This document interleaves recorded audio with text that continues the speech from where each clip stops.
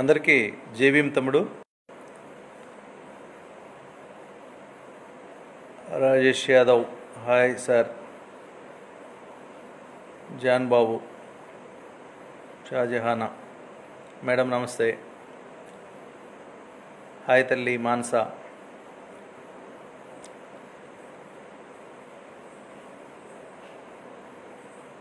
Okay,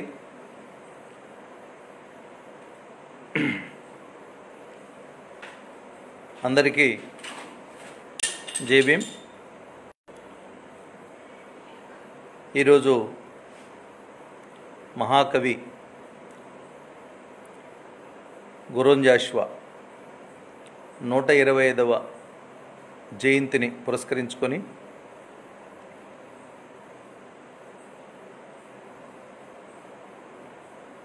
బసావే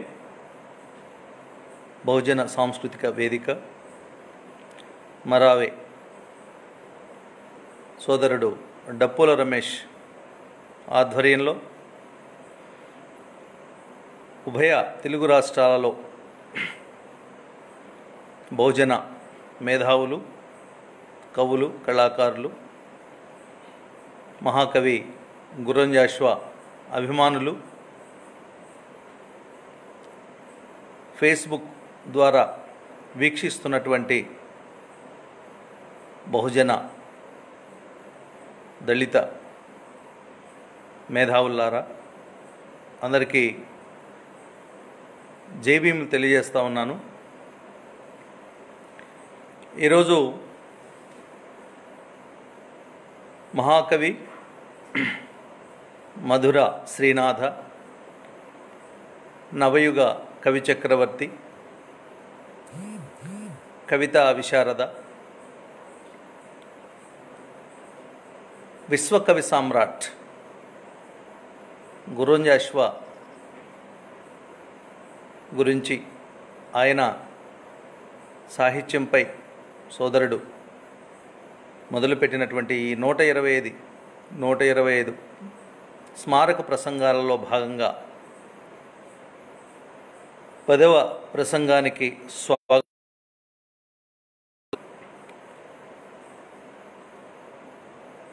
గురోన్ Jashuva సాహిత్యాన్ని మనం అధ్యయనం చేయడం అంటే ఈ దేశంలో ఉన్న బహుజనులు, పీడితులు, మట్టి మూలాలలో జీవించినటువంటి బడుగు బలహీన వర్గాల జీవన చిత్రణ మనకి చాలా గొప్పగా కనిపిస్తుంది. మనం ప్రాచీన తెలుగు సాహిత్యంలోకి ఒకసారి వెళ్తే ప్రాంగణన్నయ్య యుగం నుండి, నన్నయ్య యుగం నుండి, అలాగే తర్వాత వచ్చినటువంటి విప్లవాత్మకమైన మార్పులతో వచ్చినటువంటి శివకవి యుగం, ఆ తర్వాత మహాకవి తిక్కన యుగం, ఆ తర్వాత ఎర్రన యుగం, ఆ తర్వాత శ్రీనాథ యుగం, ఆ తర్వాత తెలుగు సాహిత్యంలో వర్ణనలకు పేరు పొందినటువంటి ప్రబంధ యుగం, ఆ తర్వాత వచ్చినటువంటి శూన్యయుగం నుండి శూన్యయుగం వరకు మనం చూసినట్టయితే ఆధునిక తెలుగు సాహిత్యంలో, ప్రాచీన తెలుగు సాహిత్యంలో తెలుగు కవులలో ఎవరికి అందని, ఎవరికి దక్కని, ఎవరు స్పృశించలేని, ఎవరు రాయలేని, ఎవరు అటువైపు కనీసం కన్నెత్తి చూడలేనటువంటి కవితా వస్తువుల్ని కూడా గొప్పగా, చాలా ప్రేమగా, చాలా ప్రతిఘటనతోటి, ప్రతిభావంతంగా, పౌరుషంతో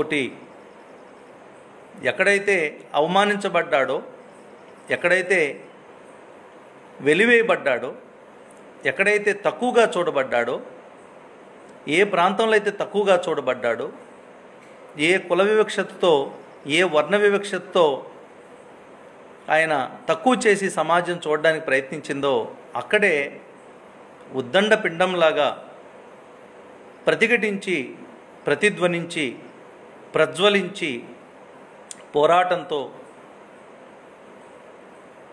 కసితో, కష్టంతో ఎదిగిన మహాకవి గురోంజాషువా గురించి మనం ఎంత చెప్పుకున్నా తక్కువే అని చెప్పాలి.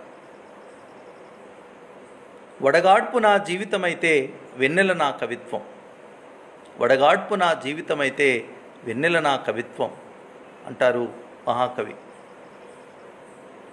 ఒక మనిషి జీవన విధానంలో ఎక్కడో ఒక సామాన్యమైనటువంటి ఒక బహుజన కుటుంబంలో, ఒక పేద కుటుంబంలో తల్లి మాదిగ కులస్తురాలు, తండ్రి యాదవ కులస్తుడు, వినుకొండ ప్రాంతంలో ఒక మారుమూల ప్రాంతంలో పుట్టినటువంటి ఒక సామాన్యుడైనటువంటి కవి ఓ మహాకవిగా పేరు పొందడానికి, ఒక మహాకవిగా ఆయన తన జీవిత ప్రస్థానాన్ని మార్చుకోవడానికి ఎన్ని కష్టాలు, ఎన్ని బాధలు, ఎన్ని సమస్యలు, ఎన్ని పోరాటాలు, ఎన్ని అవమానాలు, ఎన్ని నెత్తుటి గాయాలు ఆయన అనుభవించి ఉంటాడో మనం ఆయన సాహిత్యంలోకి మనం ఒకసారి వెళ్ళిపోయినట్టయితే, ఆధునిక కవులలో పేదరికం గురించి రాసినటువంటి వాళ్ళు, దేశభక్తి గురించి రాసినటువంటి వాళ్ళు, దేశ ఔన్నత్యం గురించి రాసినటువంటి వాళ్ళు, సామ్యవాదం గురించి రాసినటువంటి వాళ్ళు, సామాజిక స్పృహ గురించి రాసినటువంటి వాళ్ళు, మానవతా విలువల గురించి రాసినటువంటి వాళ్ళు, మనిషితత్వం గురించి రాసినటువంటి వాళ్ళు, ప్రేమతత్వం గురించి రాసినటువంటి వాళ్ళు మనం ఒకసారి చూసినట్టయితే వీటి అన్నిటి యొక్క మూలాలు అన్నీ కూడా మనకు జాషువా సాహిత్యంలో మనకు చాలా గొప్పగా కనిపిస్తాయి. మిగిలిన కవులు కొంతమంది శృంగార సాహిత్యాలు రాస్తే, కొంతమంది ప్రకృతి ఆరాధన రాస్తే, కొంతమంది భావకవిత్వాన్ని ఊహలతో, ఊహల పల్లెకలో ఊరేగుతూ రాస్తే, కొంతమంది నెత్తురు మరిగేలా విప్లవ సాహిత్యాన్ని రాస్తే, కొంతమంది దేశభక్తి సాహిత్యాన్ని రాస్తే, కొంతమంది అభ్యుదయ సాహిత్యాన్ని రాస్తే, మరికొంతమంది ఒక 6 కవులు దిగంబర సాహిత్యాన్ని రాస్తే, ఎవరు ఏ కవిత్వం రాసినా ఈ దేశంలో, ఈ రాష్ట్రంలో పేద ప్రజల సమస్యల్ని, వ్యక్తుల ఔన్నత్యాన్ని, ఆత్మాభిమానాన్ని, కష్టాలను, కన్నీళ్లను చిత్రించినటువంటి కావ్యాలు చాలా తక్కువ అని చెప్పొచ్చు. అయితే ఒక నేలలో పుట్టినప్పుడు, ఒక మట్టిలో పుట్టినప్పుడు, ఒక ప్రాంతంలో పుట్టినప్పుడు, లేదా ఒక దేశంలో పుట్టినప్పుడు, లేదా ఒక జాతిలో పుట్టినప్పుడు ఆ జాతి మీద, ఆ మనిషికి, ఆ వ్యక్తికి ఉండేటువంటి ప్రేమ అది అందరికీ ఉండకపోవచ్చు. ఎందుకంటే ఈ దేశంలో చాతుర్వర్ణ వ్యవస్థలో మనల్ని శూద్రులుగా, పంచములుగా ఊరి చివర బ్రతకమని చెప్పిన, పొలిమేరల్లో బ్రతకమని చెప్పిన, బ్రాహ్మణులు అత్యధికులుగా, క్షత్రియులు 2వ వర్గంగా, వైశ్యులు 3వ వర్గంగా, శూద్రులు 4వ వర్గంగా, పంచములు 5వ వర్గంగా ఊరికి చివర పొలిమేరల్లో బ్రతకమని చెప్పినప్పటికి కూడా ఈ దేశం మీద ఉన్నటువంటి ప్రేమతో మహాకవి గురోంజాషువా తన సాహిత్యంలో రాస్తాడు. సింధు గంగా నదీ జల క్షీరమెప్పుడు, సింధు గంగా నదీ జల క్షీరమెప్పుడు, కురిసి బిడ్డలను పోషించుకొనుచున్న పచ్చి బాలింతరాలు మా భరతమాత, మాతలకు మాత సకల సంపత్ సమేత అంటాడు. తల్లులకే తల్లి నా భరతమాత అంటాడు. ఈ భరతమాత మహాకవి గురోంజాషువా గారికి ఏమిచ్చింది? ఈ భరతమాత మహాకవి గురోంజాషువా జాతికి ఏం పెట్టింది? ఈ భరతమాత ఈ దేశంలో ఎన్ని అవమానాలని, ఎన్ని ఇబ్బందుల్ని, ఎన్ని కష్టాలని, ఎన్ని ఆత్మహత్యల్ని, ఎన్ని హత్యల్ని, ఎన్ని సంఘటనల్ని చూసినప్పుడు కూడా భూమి మీద, నేల తల్లి మీద ఆయనకున్నటువంటి ప్రేమను మనం చూసినట్టయితే అది అజరామరం, అది ఎవరు వర్ణించలేనటువంటిది. అయితే ఇప్పుడు ఆయన చనిపోయినప్పటికీ 1971లో ఆయన చనిపోయిన తర్వాత ఆయన రాసినటువంటి సాహిత్యాన్ని మనం ఇప్పుడు చూసుకుంటూ కొన్ని రాసినటువంటి మాటల్ని మనం ఈరోజు నెమరు వేసుకున్నట్టయితే అక్షరాల రాబోయే కాలంలో సమాజం, దేశం, రాష్ట్రం ఇలా అవుతుందేమోనని ముందుగా ఊహించి చెప్పాడా ఈయన అన్నట్టుగా ఉంటుంది. మంచి రోజులెందు మాయమైపోయెనో కలహబేరి మ్రోగి కంఠమెత్తి, మంచి రోజులెందు మాయమైపోయెనో కలహబేరి మ్రోగి కంఠమెత్తి, కలవరించు రాజ్యముల హడావిడి చూసి మృత్యుదేవి వేణ మీటుకొనియే అంటారు. ఈ రోజుల్లో ఎక్కడ చూసినా అరాచకాలు, ఎక్కడ చూసినా దుర్మార్గాలు, ఎక్కడ చూసినటువంటి మానభంగాలు, ఎక్కడ చూసినా హత్యలు, అభివృద్ధి పేరుతో ఎటువైపు వెళుతున్నామో తెలియనటువంటి సమాజంలో ఈరోజు, అందుకే రాబోయే రోజుల్లో తన సాహిత్యం ఎంత గొప్పగా విస్తృతమవుతుందో అనే ఉద్దేశంతోనే ముందుగా ఆయన చాలా గొప్ప మాట అంటాడు.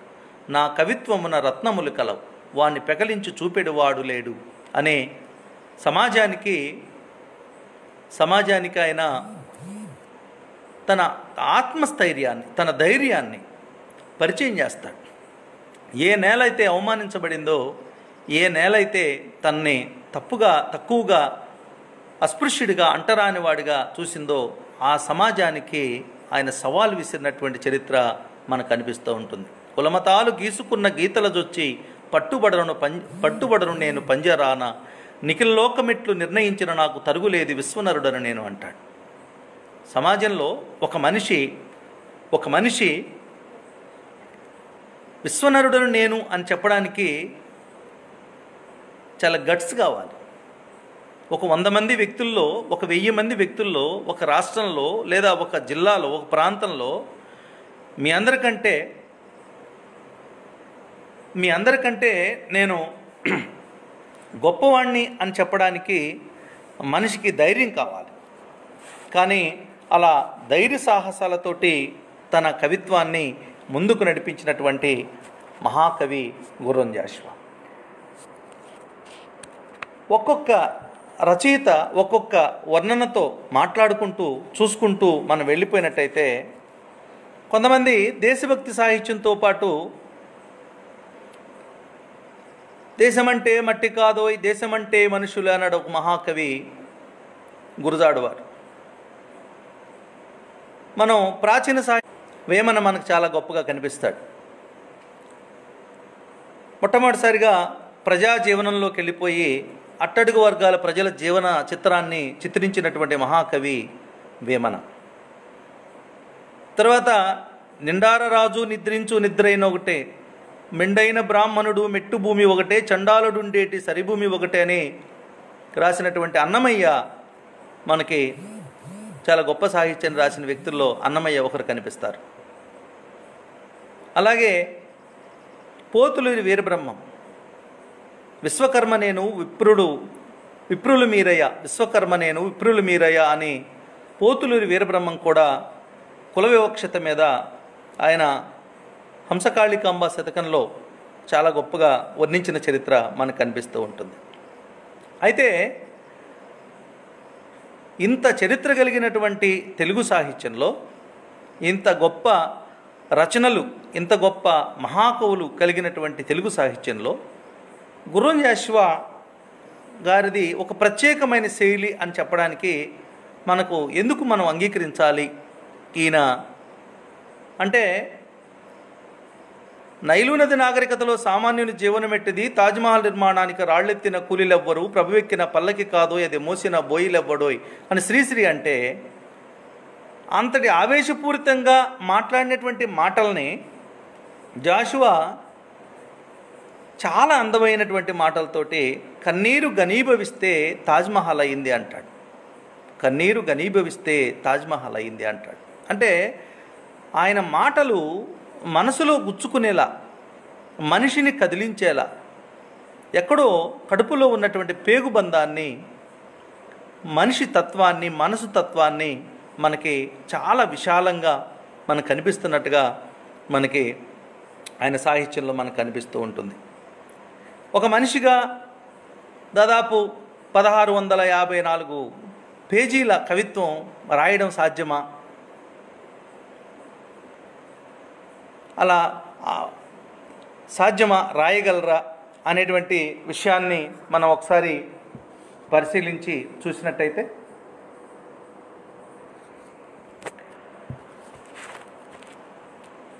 జాషువా సాహిత్యంలో మనకు కనిపిస్తూ ఉంటుంది. వినుకొండ ప్రాంతంలో ఆయన చిన్నతనంలో ఆ మసీదుల వైపు, ఆ పొలాల వైపు, ఆ ప్రకృతి సౌందర్యం వైపు, ఆయన స్నేహితులతోటి, ఆయన పొలాలకు వెళ్ళినప్పుడు పక్షులతోటి ఆయనకున్న సంబంధ బాంధవ్యాలని మొత్తం ఒక కావ్యంగా రాస్తే అది నా కథ అయిపోయింది, తన ఆత్మకథగా మిగిలిపోయింది. ఒక అంటరానివాడు, ఒక అస్పృశ్యుడు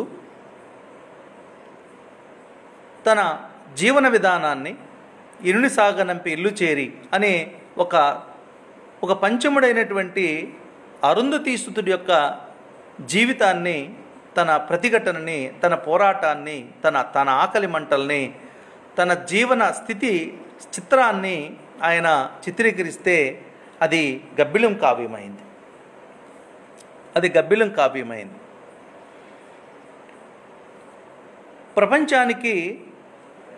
ప్రపంచంలో ఎంతోమంది వ్యక్తులకి ఆదర్శప్రాయుడిగా నిలబడినటువంటి జీసస్ క్రైస్ట్ గురించి తెలుగు సాహిత్యంలో మొట్టమొదటిసారిగా పద్య సాహిత్యాన్ని రాసినటువంటి మహాకవిగా క్రీస్తు చరిత్ర ఆయన రాయడం, దానికి కేంద్ర సాహిత్య అకాడమీ అవార్డు రావడం మనకు తెలిసినటువంటి, తెలుగు సాహిత్యంలో మనకు తెలిసినటువంటి విషయమే. అలాగే గజనీ మొహమ్మద్ పిరదౌసిల మధ్య జరిగినటువంటి సంభాషణని షానామా కావ్యం రాయడానికి, తన ప్రాణం కోల్పోయేటువంటి పరిస్థితి రావడానికి గల కారణాన్ని రాసి చాలా గొప్ప విషాద కావ్యాన్ని తెలుగు సాహిత్యంలో రాశాడు.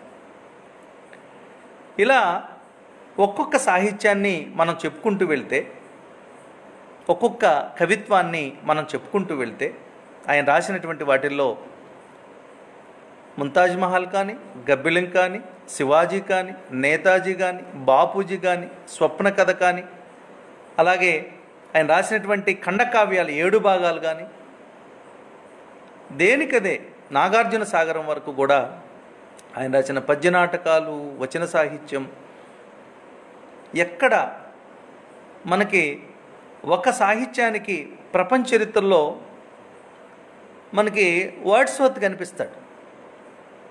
లిల్లీ పూల మీద, తటాకాల మీద, చిన్న చిన్న వస్తువుల మీద, గడ్డి పరకల మీద రాసినటువంటి వర్డ్స్వర్త్ మనకు కనిపిస్తాడు. ఒక సామాన్యమైన గ్రామంలో ఉండి ప్రపంచ ప్రసిద్ధి చెందినటువంటి వర్డ్స్వర్త్ మనకు కనిపిస్తాడు. కానీ మన కళ్ళ ముందే మన తెలుగువాడిగా, ఒక అంటరానివాడిగా పుట్టి, 1, 2, 3 అని లెక్క పెట్టుకుంటూ వెళ్తే దాదాపు తెలుగు సాహిత్యంలో మహాకవుల లిస్టులో మొదటి 10 స్థానాలలో ఒకే వ్యక్తిగా ఉండగలిగేటువంటి ఉద్దండ పండితుడైనటువంటి మహాకవి గుర్రం జాషువా గారు. చాలా తెలుగు సాహిత్యంలో దుర్మార్గం ఏమిటంటే, దీన్ని నేను క్లాసులు చెప్పేటప్పుడు స్టూడెంట్స్కి తెలుగులో తొలి దళిత కవిగా గుర్రం జాషువాని పరిచయం చేయడం అనేది చాలా బాధ అనిపిస్తూ ఉంటుంది. ఇంతటి మహాకావ్యాన్ని, ఇంతటి మహా రచనల్ని, సామాన్యుడు తినడానికి తిండి లేని సామాన్యుడి దగ్గర నుండి ఆఖరికి గుళ్ళుకెళ్ళి అక్కడ మొక్కుబళ్ళు తీర్చుకొని భగవంతుడి దగ్గర నైవేద్యాన్ని సమర్పించేటువంటి భక్తుల వరకు కూడా ఎప్పుడు ఎక్కడ ఆలోచించినటువంటి విషయాల్ని, ఈ దేశంలో ఆకలై ఒకడు దొంగతనం చేస్తే వాడి మీద నేరాన్ని మోపుతారు. ఈ దేశంలో ఈ సృష్టి ఆవిర్భావం నుండి కూడా ఇప్పటి వరకు కూడా గుడుల దగ్గర, దేవాలయాల దగ్గర ఆ మెట్ల మీద అడుక్కునేటువంటి ఎంతోమంది పేదవాళ్ళు మన కళ్ళ ముందు కనిపిస్తూ ఉంటారు. వాళ్ళ కంచంలో మనం కొంత వాళ్ళకి సహాయం చేయడానికి కూడా వెనకాడేటువంటి ఈ సమాజ పరిస్థితుల నుంచి ప్రతిమల పెండ్లి చేయుటకు 100,000 వేయింతురు గాని దుఃఖితమతులైన పేదల పకీరు వనితల మెతుకు వెదల్పది భరత మేదిన 33 కోట్ల దేవతలగబడ్డ భారతదేశమున భాగ్యవిహీనుల క్షుత్తులారునే అంటాడు. ఈ దేశంలో తినడానికి తిండి లేనటువంటి వాడు, కట్టుకోవడానికి బట్టలు లేనటువంటి వాడు, సరైన ఇల్లు లేనటువంటి వాడు ఈ దేశంలో కోటాను కోట్ల మంది ఉన్నారు. కానీ బొమ్మల పెళ్ళిళ్ళు చేయడానికి ఎన్ని కోట్ల రూపాయలైనా ఇక్కడ సమర్పించేటువంటి పరిస్థితి ఈ దేశంలో మనకి కనిపిస్తుంది అని చెప్పి మహాకవి గుర్రం జాషువా తన ఆవేదనని వ్యక్తం చేస్తాడు. ప్రతిఘటించేటువంటి కవిత్వం, ప్రతిధ్వనించేటువంటి కవిత్వం, దీని నుంచి మళ్ళీ మనం జాషువా రచనల్లో అన్ని ఆవేశపూరితమైన రచనలే. ఎప్పుడు కూడా ఎక్కువగా నేను గబ్బిలం మీద మాట్లాడడానికి ఇష్టపడతా ఉంటాను నేను.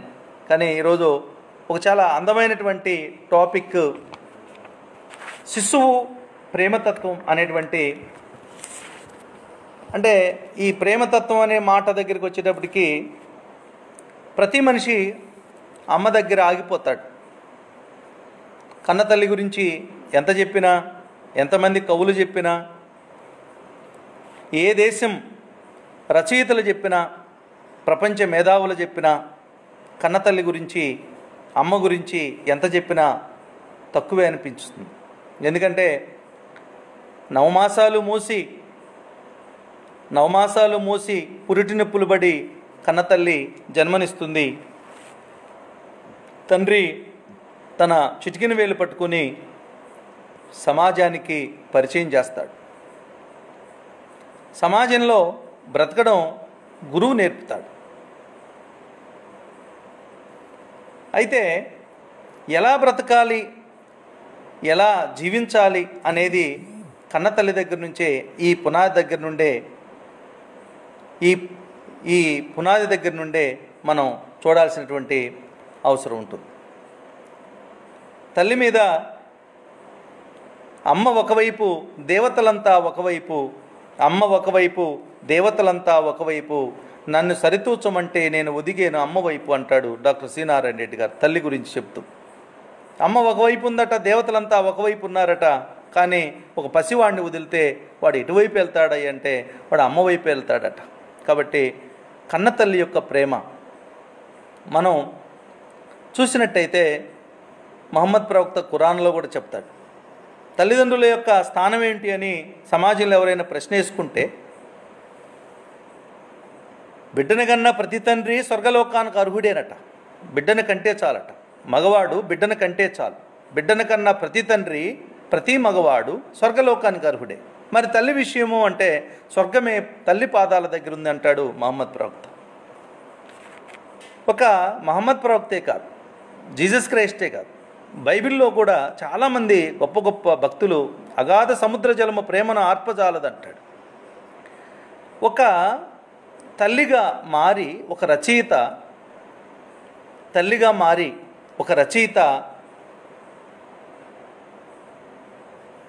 ఆ తల్లి యొక్క ప్రేమను, ఆ శిశువుతో తనకున్నటువంటి బంధాన్ని అక్షరీకరించడం అనేది అది చాలా కష్టంతో కూడుకున్న పని. ఎందుకంటే అమ్మను ప్రేమించేవాడు,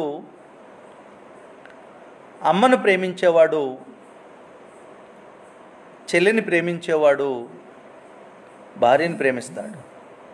భార్యని ప్రేమించేవాడు బిడ్డల్ని ప్రేమిస్తాడు. బిడ్డల్ని ప్రేమించేవాడు గ్రామాన్ని ప్రేమిస్తాడు. గ్రామాన్ని ప్రేమించేవాడు రాష్ట్రాన్ని ప్రేమిస్తాడు. రాష్ట్రాన్ని ప్రేమించేవాడు దేశాన్ని ప్రేమిస్తాడు. దేశాన్ని ప్రేమించేవాడు ప్రపంచ శాంతిని కోరుకుంటాడు, ప్రపంచ అభివృద్ధిని కోరుకుంటాడు. ప్రపంచంలో అందరూ సౌఖ్యంగా, సుఖంగా, సంతోషంగా జీవించాలి, అందరూ అభివృద్ధి కావాలి అని కోరుకుంటాడు. ఇలా కోరుకున్నటువంటి కవులలో, ఇలా ముందుండి నడిపించడానికి రాసినటువంటి కవులలో మనం మహాకవి గుర్రం జాషువా గారి గురించి చెప్పుకుంటూ, ఆయన శిశువులో చాలా అందమైనటువంటి కొన్ని పద్యాలు మీకోసం నేను చదివి వినిపిస్తాను. నవమాసములు భోజనము నీర మెరుగక పయనించు పురిటింటి బాటసారి. నవమాసములు భోజనము నీర మెరుగక పయనించు పురిటింటి బాటసారి. 9 నెలలు తల్లి కడుపులో ఉన్నాడట. అన్నం తినలేదు, నీళ్లు తాగలేదు. ఎంత గొప్ప సృష్టో ఇది, ఎంత గొప్ప పేగుబంధమో ఇది, ఎంత గొప్ప తల్లి అనుభూతో ఇది. కడుపులో బిడ్డ పెరుగుతూ ఉన్నా, ఎదుగుతూ ఉన్నా ఆ తల్లి పడేటువంటి ఆనందాన్ని నవమాసములు అన్నము నీరము ఎరుగక, నవమాసములు భోజనము నీరము ఎరుగక పయనించిన పురిటింటి బాటసారి. పురిటింటి బాటసారి, అది పురిటిల్లు అంటారు దాన్ని. ఆ తల్లి గర్భంలో ఉండి తను బిందువు దగ్గర నుండి బిడ్డగా మారి ఈ భూమి మీదకి వచ్చే సమయానికి పట్టే 9 నెలల కాలాన్ని చిక్కు చీకటు జానెడు పొట్టలో నిద్రించి లేచిన నిర్గుణుండు అంటాడు. చీకటిగా ఉందట అమ్మ గర్భం. ఇవాళ మనం ఇళ్లల్లో, సమాజంలో మనం చీకటిని తట్టుకోలేం, చీకటిని భరించలేం. ఎంత వెలుగులోనైనా ఉండగలం కానీ చీకటిలో అలాంటిది ఒక పసివాడు, ఒక పసిగుడ్డు ఈ సృష్టిలో మొత్తం కన్నా, ఈ సృష్టి మొత్తంలో ఎక్కడ క్షేమంగా ఉన్నాడు బిడ్డ, ఎక్కడ నిజాయితీగా ఉన్నాడు బిడ్డ, ఎక్కడో ఆనందంగా ఉన్నాడు బిడ్డ, ఎన్ని రోజులు ఆనందంగా ఉన్నాడు ఒక మనిషి అనేది ఒకసారి మనం చూస్తే తల్లి గర్భంలో మాత్రమే, నవమాసాలు మాత్రమే వాడు ఆనందంగా, సంతోషంగా, సుఖంగా ఉంటాడు. నునుజెక్కిళ్ళ బోసి నోటి నవ్వులలోన ముద్దులు చిత్రించు మోహనుండు. అక్షయంబైన మాతృక్షీర మధుదార లన్నంబుగా తెచ్చుకున్న అతిథి అంటాడు. ఎంత గొప్ప మాట! ఎందుకంటే తల్లిపాలు అనేటువంటి అమృతాన్ని వస్తూ తానే తెచ్చుకున్నాడట. ఎవరిని అడగడానికి, ఎవరిని దేహిని అడగడానికి ఆ పసివాడు సిద్ధంగా లేడు. ఇక్కడ అమ్ముంది నాకు. నవమాసములు భోజనము నీరము ఎరుగక పయనించిన పురిటింటి బాటసారి. అలాగే అక్షయంబైన మాతృక్షీర మధుదారలన్నంబుగా పాలు అనే అమృతాన్ని తనే వస్తూ ఆహారంగా తెచ్చుకున్నాడు అంటాడు రచయిత. బట్టగట్టడు బిడియాన పట్టువడడు, దారుణి పాఠశాలలో చేరినాడు. ధరణి భూమి అని పాఠశాలలో చేరాడట. వారమాయనో లేదో మా ప్రకృతి కాంత, వారమాయనో లేదో మా ప్రకృతి కాంత. కరపయున్నది వీనికి ఆకలియు నిద్ర అంటాడు. 9 నెలలు అమ్మ కడుపులో ఉన్నప్పుడేమో ఆకలి కాలేదు, 9 నెలలు అమ్మ కడుపులో ఉన్నప్పుడేమో దాహమే లేదు. కానీ మనిషి శిశువుగా పుట్టిన తర్వాత, ఈ భూమి మీదకు వాడు వచ్చిన తర్వాత వారమైందో లేదో వాడికి ఆకలైనప్పుడు ఏడవడం మొదలు పెడుతున్నాడట. ఆకలి అనేది, నిద్ర అనేది వాడికి తెలుస్తుంది, ప్రకృతి కాంత నేర్పుతుంది అనేటువంటి గొప్ప భావాన్ని మహాకవి గుర్రంజాషువ మనకి ఇక్కడ చెప్తాడు. ఇక్కడ ఒక ప్రకృతితోటి సృష్టిలో ఉన్నటువంటి అమ్మని కొలుస్తూ సమధర్మాన్ని, సమతని పాటించేటువంటి తత్వం ఇక్కడ చాలా గొప్పగా చెప్తాడు. ఏమిటంటే ఏ దేశంలోనైనా, ఏ ప్రాంతంలోనైనా, ఏ వర్ణంలోనైనా, ఏ జాతిలోనైనా తల్లి నవమాసాలే మోస్తుంది. అగ్రవర్ణ తల్లి 16 నెలలు, దళిత బహుజన తల్లి, మైనారిటీ తల్లి 6 నెలలు మోసేటువంటి అవకాశమే లేదు. ప్రతి తల్లి నవమాసాలే మోస్తుంది. ప్రతి తల్లి పురిటి నొప్పులు పడే బిడ్డను కంటుంది. ప్రతి తల్లి పాలిచ్చే పెంచుతుంది. ప్రతి తల్లి నిజాయితీగా పెంచడానికే ప్రయత్నిస్తుంది. ప్రతి తల్లి తన కొడుకు గొప్పవాడు కావాలని ఆశపడుతుంది. ప్రతి తల్లి తన శరీరం కుళ్ళి కృషించిన, నశించిన, శ్రమించిన, కష్టపడ్డ, తన కడుపు నిండా తిండి ఉన్నా లేకపోయినా తన బిడ్డ గొప్పవాడు కావాలని కోరుకుంటుంది. అలాంటి తత్వం తల్లికి మాత్రమే ఉంటుంది సృష్టిలో. కాబట్టి తర్వాత పద్యంలో పసివాడు యొక్క తత్వాన్ని బహుశా పరకాయ ప్రవేశం కవి చెయ్యకపోతే ఎంత గొప్పగా రాయలేడేమో అనిపిస్తుంది. బొటవ్రేల ముల్లోకముల చూసి లోలోన ఆనందపడు నోరు లేని యోగి, తల్లిదండ్రుల తనువు వలన ఇద్వయికి వన్నియబెట్టు 9 నెలల పంట. బొటవ్రేల ముల్లోకముల చూసి లోలోన ఆనందపడు నోరు లేని యోగి. వేలు నోట్లో పెట్టుకుంటాడట. నోట్లో పెట్టుకుని ఆనందిస్తూ నవ్వుకుంటూ ఒక్కడే లోలోన ఆనందపడుతూ ఉంటాడట. మనం పసివాళ్ళని చూసినట్టయితే ఎక్కువ మంది సృష్టిలో పసిబిడ్డలంటే ఇష్టం లేని మానవుడు ఉండడు. అంటే ఎక్కడైనా వికృతమైనటువంటి మనస్తత్వాలు ఉంటే చెప్పలేం, కానీ ప్రతి మనిషి పసిబిడ్డని ప్రేమిస్తాడు, పసి తత్వాన్ని ప్రేమిస్తాడు, పసి నవ్వుని ప్రేమిస్తాడు, పవిత్రమైన నవ్వుని ప్రేమిస్తాడు, బోసి నవ్వుని ప్రేమిస్తాడు, తన బాల్యాన్ని ప్రేమిస్తాడు. ప్రతి మనిషి కూడా నా బాల్యంలో నేను ఎలా ఉన్నానో తెలియదు కాబట్టి తన బిడ్డని తన బాల్యంలో చూసుకుంటూ తండ్రి ఆనందపడతాడు, తల్లి ఆనందపడుతుంది. అలాగే పసిబిడ్డను చూసి కుటుంబం ఆనందపడతారు, సమాజం ఆనందపడుతుంది.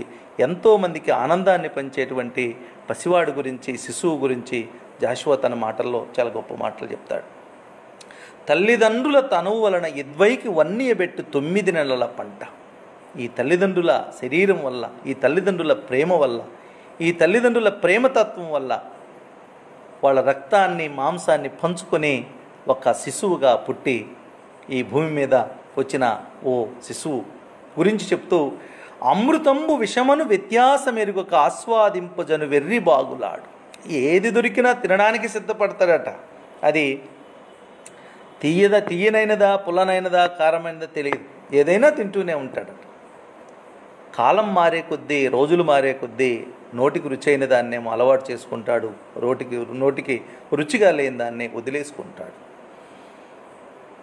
ఇలా శిశువుని మాట్లాడుతూ భాష రాదు వట్టి పాలు మాత్రమే తాగు, భాష రాదు వట్టి పాలు మాత్రమే తాగు, నిద్రపోవు లేచి నిలువలేడు, ఎవరెరుంగదితనిదేదేశమో గాని మొన్న నెలకు మొలిచినాడు. భాష రాదు వట్టి పాలు మాత్రమే తాగు, నిద్రపోవు లేచి నిలువలేడు, ఎవరెరుంగరితనిదేదేశమో గాని మొన్ననే నెలకు మొలిచినాడు. మొన్ననే పుట్టాడు ఇతను, ఎవరికి తెలియదు, ఎవరు పరిచయం లేనటువంటి వాడు. మాటలు రావు కానీ పాలు మాత్రం తాగుతాడు. ఆకలైనప్పుడు ఎవరో చెప్పినట్టు అమ్మ స్తనాల దగ్గరికి వెళ్ళి అమ్మ రొమ్ము పాలు తాగి ఆనందంగా నిద్రపోతాడు. ఆనందంగా తన కౌగిలిలో అలా ఒదిగిపోతాడు. ఈ సృష్టిలో అంతకన్నా గొప్ప అనుబంధం కానీ, గొప్ప ప్రేమకి నిదర్శనంగా చెప్పుకునేటువంటి ఉపమానం కానీ మనకెక్కడా కనిపించదు. గానమాల పింపక కన్ను మొయ్యన రాదు, అంబ కౌగిట పంజరంబు చిలక. గానమాల, తల్లి పాట పాడుతూ ఉంటుంది.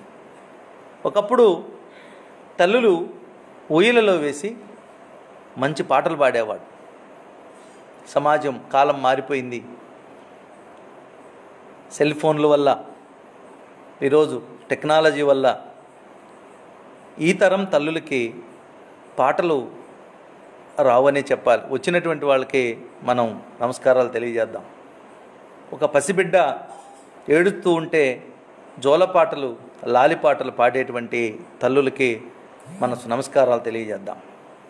ఎందుకంటే ఈరోజు మూలాలు మర్చిపోయినటువంటి జీవనాలు, మరి ముఖ్యంగా ఎవరో అగ్రవర్ణాల తల్లుల, అగ్రవర్ణాల పిల్లల జీవన విధానాలని మనం ఒక్క నిమిషం పక్కన పెడితే, దళిత బహుజన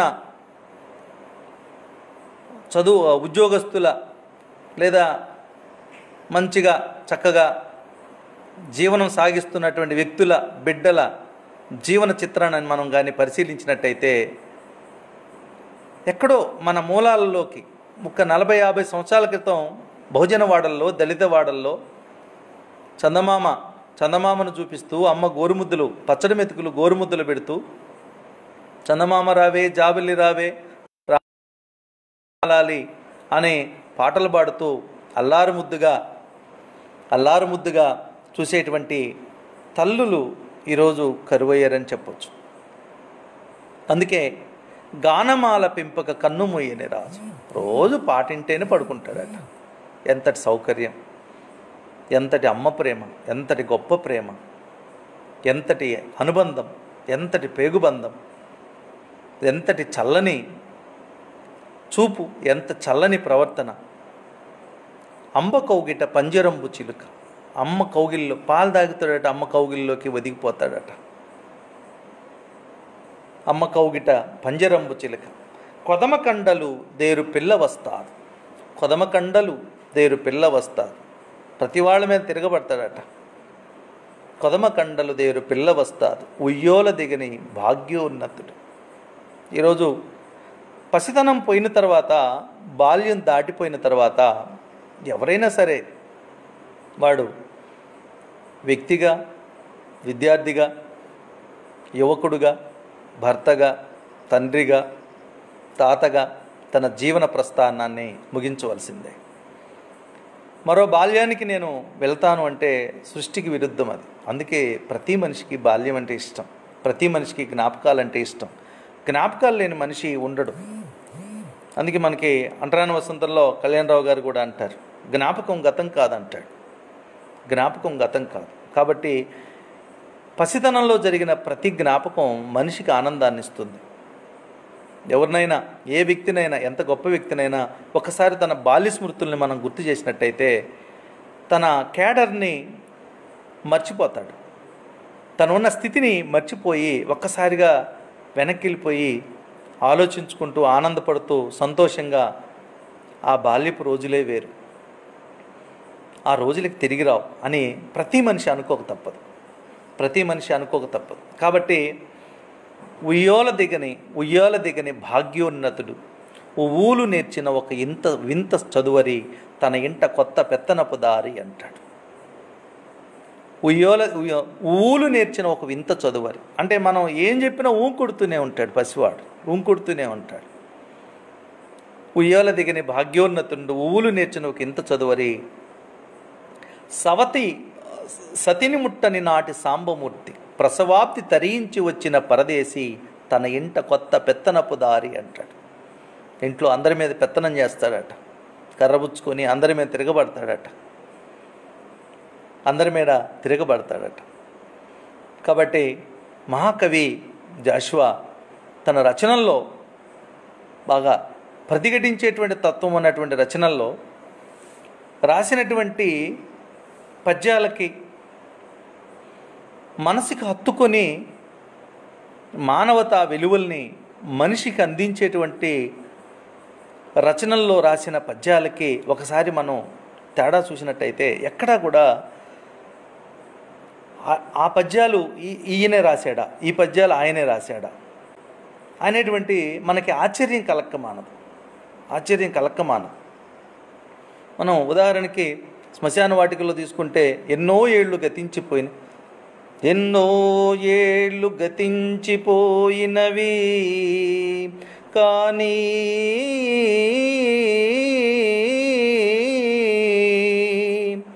ఈ శ్మశానస్థలిన్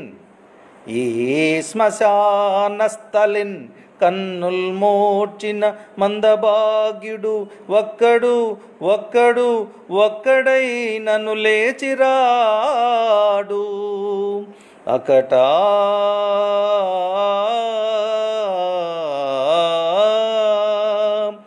ఎన్నాళ్ళి చలనంబులేని శయనం. ఈ పద్యాన్ని ఒకసారి మనం చూసినప్పుడు ఎన్నో ఏళ్ళు గతించిపోయినవి కానీ ఈ శ్మశాన స్థలిన్ కన్నులు మోడ్చిన మందభాగ్యుడు ఒక్కడై నన్ను లేచిరాడే. ఎన్నాళ్ళు ఈ చలనం, రక్తం ఉడికేటువంటి సాహిత్యం. ప్రపంచ చరిత్రలో ఇలాంటి కవి రచనలు ఇంగ్లీష్లో ట్రాన్స్లేట్ చేసినట్టయితే ఎన్ని నోబెల్ బహుమతులు ఆంధ్ర రాష్ట్రానికి మార్గాలు వేసేవో, ఎన్ని అంతర్జాతీయ బహుమానాలు జాషువా కౌగిట్లోకి వచ్చి ఒదిగిపోయావో, ఆయన పాదాలకు సలాం చేశావో. భారతదేశంలో వివక్షతో, కులతత్వంతో, వర్ణ వివక్షతో జాషువా సాహిత్యాన్ని తక్కువ చేయడానికి ప్రయత్నించినటువంటి ఎంతోమంది ఆయన సాహిత్యాన్ని వెళ్ళవలసినటువంటి మార్గంలో ప్రపంచ భాషల్లోకి కానీ వెళ్ళగలిగినట్టయితే అంతర్జాతీయ కవిగా ఎప్పుడో గొప్ప బహుమానాలతోటి ప్రపంచ చరిత్ర సృష్టించేటువంటి వాడు. ఇది తెలుగు జాతిగా, తెలుగు వ్యక్తులుగా మనం సిగ్గుపడాల్సినటువంటి విషయం. మహాకవి గుర్రం జాషువా తెలుగువాడుగా పుట్టడం ఆయన దురదృష్టం. తెలుగు ప్రజలుగా, తెలుగు భాష మాతృభాషగా కలిగిన వాళ్ళుగా పుట్టడం మన అదృష్టం. ఎందుకంటే ఆయన సాహిత్యాన్ని చదివే భాగ్యం కలిగేది. ఆయన రాసినటువంటి ఎంతమంది ఎన్నో ఏళ్ళు గతించిపోయినవి కానీ శ్మశాన స్థలిని కన్నులు మోడ్చిన మందభాగ్యుడు ఒక్కడు. ఎంతమంది చనిపోయిన వాళ్ళు చనిపోయినట్టు శ్మశానాలలో మట్టి దుప్పటి కప్పుకొని హాయిగా సేద తీరుతూ ఉన్నారు. కానీ మీకోసం ఎంతమంది తల్లులు, ఎంతమంది భార్యలు, ఎంతమంది బిడ్డలు అల్లాడుతున్నారో తెలుసా మీకు అనే శ్మశానాన్ని అంత గొప్పగా చిత్రీకరించడం. ఇట అస్పృశ్యత సంచరించుటకు తావే లేదు, ఇట అస్పృశ్యత సంచరించుటకు తావే లేదు. అంటరానితనాన్ని అక్కడ వచ్చేటువంటి అవకాశమే లేదు, అక్కడ ఉండేటువంటి అవకాశమే లేదు అనేటువంటి శ్మశానాన్ని పవిత్ర భూమిగా చెప్పినటువంటి ఒకే ఒక్క మహాకవి గుర్రం జాషువా. శ్మశానం అనగానే అశుభానికి చిహ్నంగా చెప్పుకునేటువంటి సమాజంలో మనం ఉంటూనే అది రాజైనా బంటైనా అందరినీ సమానంగా దహనం చేసే పుణ్యస్థలం అది అంటాడు. అది పుణ్యస్థలం. అది స్వర్గం అనేది ఉంటే, పరలోకం అనేది ఉంటే వీలైనటువంటి సమభావన, సమధర్మం, సమత, మమత పంచేటువంటి సమంగా పంచేటువంటి పవిత్రమైన భూమి శ్మశాన వాటిక అని చాలా గొప్పగా చెప్తారు. ఉయ్యోల తొట్టి ఏం ఉపదేశం ఇచ్చునో కొసరి ఒంటరిగా నూకుట్టుకును. పిల్లలు, మా నాయనమ్మ చిన్నతనంలో మాకు చెప్తూ ఉండేది, ఉయ్యలలో ఊగుతూ ఉంటే ఒక్కడు నవ్వుకుంటూ ఉంటే ఎందుకలా నవ్వుకుంటూ ఉన్నాడు అంటే భగవంతుడు మాట్లాడుతుంటాడట పసిబిడ్డలతోటి. ఎందుకు? వాడు ఇంతవరకు ఏ తప్పు చేయలేదు, ఏ పాపం చేయలేదు. వాడికి అన్యాయం తెలియదు, అక్రమం తెలియదు, మోసం చేయడం తెలియదు. సమాజంలో ఉంటూ బాధ్యతగా తన బాధ్యతలు నిర్వర్తించకుండా తప్పించుకొని తిరిగే దొంగలా ఉండేటువంటి తత్వం వాడిది కాదు. ఇంకా అలాంటి వేషాలు, అలాంటి మాటలు, అలాంటి వయసుకి ఇంకా తను రాలేదు అని అంటాడు. తను రాలేదు కాబట్టి దాంట్లో మనం సమాజ పరిస్థితులు కూడా మనం చూసినట్టయితే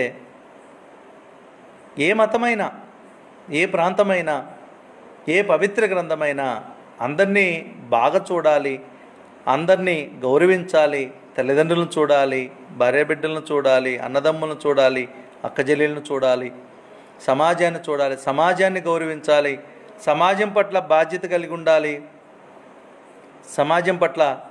కలిగి ఉండాలి అని తెలుసుకున్నటువంటి వ్యక్తి అతను దినదినాభివృద్ధి అవుతూ ఉంటాడు.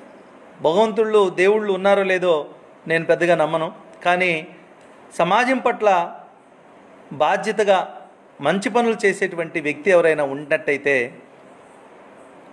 తన బాధ్యతలు నిర్వర్తిస్తూ తన ఏ వయసులో ఉన్నప్పటికి కూడా, పసివాడుగా ఉన్నప్పుడు తన బాధ్యతల్ని, పెద్దవాడైన తర్వాత తన బాధ్యతల్ని, కొడుకుగా ఉన్నప్పుడు కొడుకు బాధ్యతల్ని, భర్తగా మారిన తర్వాత భర్త బాధ్యతల్ని, తండ్రిగా మారిన తర్వాత తండ్రి బాధ్యతల్ని, లేదా నాయకుడిగా మారిన తర్వాత నాయకుని యొక్క బాధ్యతల్ని, గురువుగా మారిన తర్వాత గురువు యొక్క బాధ్యతల్ని, వక్తగా మారిన తర్వాత వక్త యొక్క బాధ్యతల్ని నిర్వర్తించినట్టయితే సృష్టిలో ఎంతమంది భగవంతుళ్ళు ఉన్నప్పటికీ వాళ్ళందరూ తనని ఖచ్చితంగా ఆశీర్వదిస్తారని నేను నమ్ముతాను.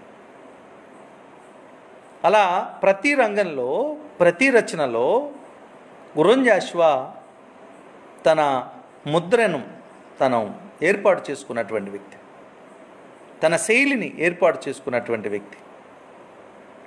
తన రచనల్లో భాగంగా, తను చెప్పేటువంటి కవిత్వంలో భాగంగా ఒక వ్యక్తి ఒక రచన రాయడానికి ఒక తన మనసులో ఉన్నటువంటి భావాన్ని సమాజానికి తెలియజేయడానికి సామాజిక బాధ్యత ఉండాలి. సామాజిక బాధ్యత లేని వ్యక్తి, ఒక మంచి మనసు లేని వ్యక్తి ఒక కవిగా రాణించలేడు. ఒక మంచి కవిగా, ఒక గొప్ప కవిగా రాణించలేడు. అలాంటిది రాసిన రచనల్లో తనకంటూ ఒక ఏ ప్రాంతమైతే, ఏ వినుకొండ అయితే, ఏ గుంటూరు జిల్లా వినుకొండ అయితే, ఏ ప్రాంతంలోనైతే తన అంటరానివాడిగా తనని విసిరివేయబడ్డాడో, తన అంటరానివాడిగా అవమానించబడ్డాడో, ఈరోజు ఆంధ్ర రాష్ట్రంలో మహాకవి గుర్రం జాషువా అభిమానులందరూ కూడా గుంటూరు జిల్లాకి జాషువా జిల్లాగా నామకరణం చేయమని కోరుకుంటా ఉన్నారు. అలా జరగాలని మనం కూడా ఆశిద్దాం. బహుజనులు వెనుకబడిన వ్యక్తులుగా, అలాగే వెనుకబడిన కులాలలో పేదరికంలో పుట్టిన వ్యక్తులుగా ఈ దేశంలో మనం మహాకవి గుర్రం జాషువా, అలాగే డాక్టర్ బిఆర్ అంబేద్కర్ వీళ్ళ సాహిత్యాన్ని, వీళ్ళ జీవన చిత్రాన్ని, వీళ్ళు పడ్డ కష్టాలని, సమస్యల్ని మనిషి చదువుకుంటూ ఎదుగుతూ ఉన్నట్టయితే మనం అనుభవించే కష్టాలు, మనం ఎదుర్కొనే కష్టాలు, మనం పొందేటువంటి అవమానాలు చాలా తక్కువగా మనకు కనిపిస్తాయి. వాళ్ళు పడ్డటువంటి కష్టాల్లో, వాళ్ళు పడ్డటువంటి సమస్యల్లో, వాళ్ళు అనుభవించినటువంటి అవమానాలు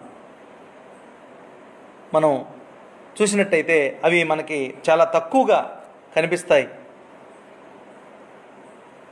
మహాకవి ఇంత అమ్మ మీద రాసిన,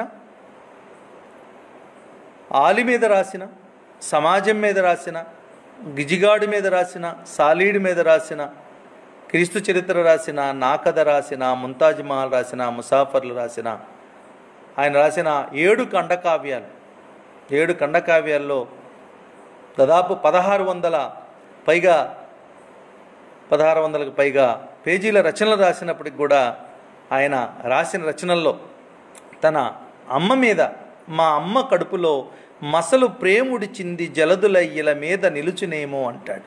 మా అమ్మ కడుపులో మసలు పేగుముడి అంట, ప్రేముడి చింది జలదులై ఇల మీద నిలుచునేమో, మాయమ్మ నా మీద మలపు చల్లని చూపు, మాయమ్మ.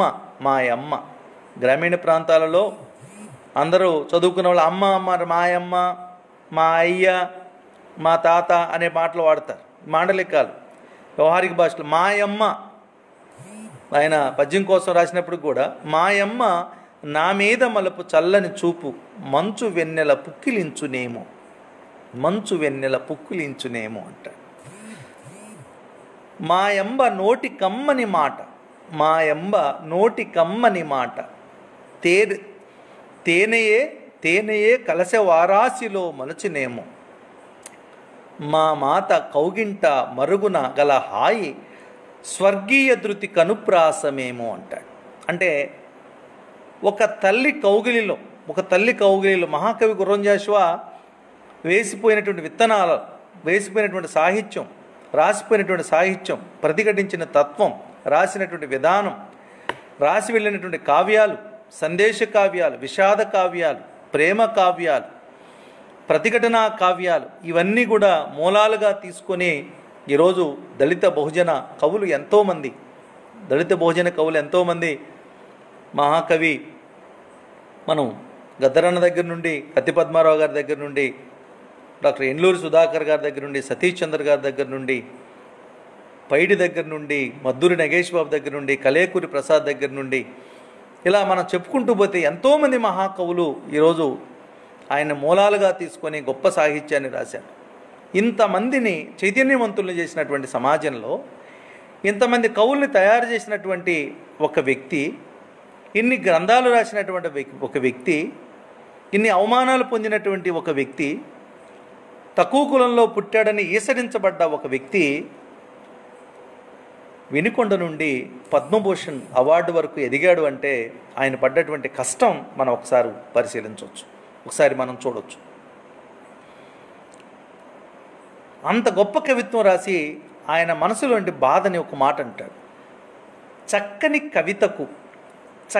కవితకు కులమే ఎక్కువ తక్కువలు నిర్ణయించినచో, చక్కని కవితకు కులమే ఎక్కువ తక్కువలు నిర్ణయించినచో ఇంకెక్కడ ధర్మము తల్లి అంటాడు. చాలామంది ఇటీవల చాలా వాట్సాప్ గ్రూపుల్లో, పత్రికల్లో నేను చదువుతున్నప్పుడు కొన్ని కవితలు చూస్తున్నప్పుడు అనుకోకుండా నవ్వొస్తూ ఉంటుంది. ఎందుకంటే వచనం మనం ఏమైతే మాట్లాడుతున్నాం అవన్నీ ఒక కవితగా రాసి దానికి ఒక పేరు పెట్టి సమాజంలో వదిలేటువంటి పరిస్థితి మనకు కనిపిస్తూ ఉంది. నా కవిత్వమున రత్నములు కలవు అని పెగలించి చూపెడివాడు లేడు అనే మాట, వడగాడుపు నా జీవితమైతే వెన్నెల నా కవిత్వం అనేటువంటి మాట, కన్నీరు గనీభవిస్తే తాజ్మహల్ అయిందనేటువంటి మాట, ఇలాంటి మాటల్ని మనం చూస్తున్నప్పుడు దీన్ని ఏమనాలి? ఈ మాటల్ని మనం ఏమనాలి? యతియు ప్రాసయు లేని సంస్కృత కవిత్వారణ్యమనందున్న భారత వేదాన 15 పర్వములకు ఆంధ్రత్వము నేర్పించిన తెక్కయజునకు నిలయంబైన నెల్లూరుకు నతులర్పింపుమంటాడు. కవులను ఎవరిని వదిలిపెట్టలేదు, ఏ కవిని అవమానంగా మాట్లాడలేదు, ఏ వ్యక్తిని తక్కువగా మాట్లాడలేదు. మహాకవి గుర్రం జాషువా గారికి ఉన్నటువంటి గొప్ప మనసు అది. తన బాధను చెప్పుకున్నాడు, తన కష్టాలను చెప్పుకున్నాడు, తన సమస్యలను చెప్పుకున్నాడు, తను ఎదుర్కొన్నటువంటి పచ్చిపుండుగా మారిన తన మనసుని సమాజం పట్ల ఆవిష్కరింప చేయడానికి తన రచనల్ని, తన కవిత్వాన్ని, తన కావ్యాలని వేదికలుగా, ఆయుధాలుగా వాడుకున్నాడు తప్ప పరనింద ఎక్కడ ఆయన కవిత్వంలో మనకి పొరపాటును కూడా మనకు కనిపించదు. చక్కని కవితకు కులమే ఎక్కువ తక్కువలు నిర్ణయించినచో ఇంకెక్కడ ధర్మం తల్లి. కాబట్టి ఎంత గొప్ప కవిత్వం రాసినటువంటి వ్యక్తి అయినా సరే ఈ దేశంలో కులం దగ్గరికి వచ్చేటప్పటికి ఆగిపోవాల్సి వచ్చినటువంటి పరిస్థితి, మతం దగ్గరికి వచ్చేటప్పటికి ఆగిపోవాల్సినటువంటి పరిస్థితి మనకు కనిపిస్తూ ఉంది. కాబట్టి వాటన్నిటిని కూడా ఎదుర్కొని నిలబడ్డటువంటి మహాకవి గుర్రం జాషువా. ఈరోజు ఆయన రచనల్ని, అలాగే డాక్టర్ బిఆర్ అంబేద్కర్ రచనల్ని ఈ దేశం చదవాల్సినటువంటి సమయం ఆసన్నమైంది. ఈ దేశం చదవవలసినటువంటి సమయం ఆసన్నమైంది. ఒక బడుగు బలహీన వర్గాలు, ఎస్సీలు, ఎస్టీలు, బీసీలు, మైనారిటీలు మాత్రమే కాదు, ఈ దేశంలో అగ్రవర్ణాలుగా ఉన్నటువంటి వాళ్ళు బ్రాహ్మణుల, క్షత్రియుల, వైశ్యుల, శూద్రుల, పంచముల ఎవరైనా కావచ్చు, ఏ రాష్ట్రమైనా కావచ్చు, ఈ భారతదేశంలో పుట్టిన ప్రతి మనిషి కూడా డాక్టర్ బిఆర్ అంబేద్కర్ రచనలు చదవాల్సినటువంటి అవసరం ఉంది. ఈ భారతదేశంలో ప్రతి రాష్ట్రానికి కూడా మహాకవి గుర్రం జాషువా రచనలను తర్జుమా చేసి ఆయా భాషల్లో అందించాల్సిన అవసరం ఉంది. ఎందుకంటే సమాజం గాడి తప్పింది. సమాజంలో ధర్మం లేదు, నీతి లేదు, నిజాయితీ లేదు, సమయపాలన లేదు, బాధ్యతలు లేవు, పాప భీతి లేదు, పాప పుణ్యాలు లేవు. మానవుడు ఏమనుకుంటున్నాడు? ఎవడేమైపోయినా నా కడుపు నిండితే చాలు, ఎవడేమైపోయినా నా సంసారం బాగుంటే చాలు, ఎవరేమైపోయినా నేను కోట్లు సంపాదిస్తే చాలు అనుకునేటువంటి దుర్మార్గపు సమాజంలోకి మనం నడుస్తూ ఉన్నాం.